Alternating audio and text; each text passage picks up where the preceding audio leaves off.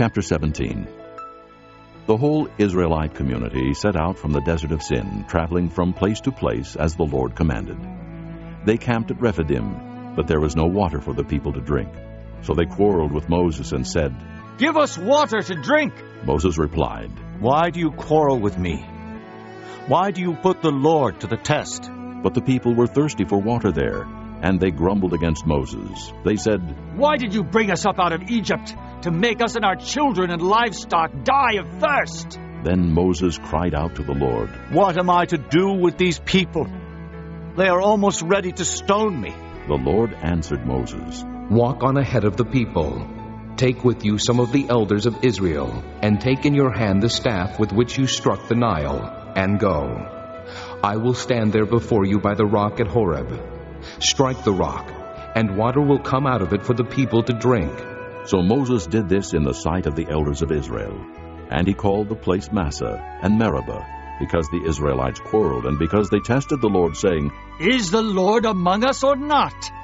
The Amalekites came and attacked the Israelites at Rephidim. Moses said to Joshua, "Choose some of our men, and go out to fight the Amalekites.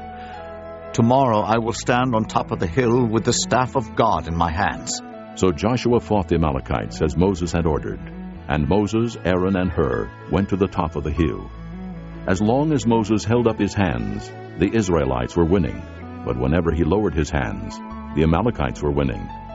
When Moses' hands grew tired, they took a stone and put it under him, and he sat on it. Aaron and Hur held his hands up, one on one side, one on the other, so that his hands remained steady till sunset.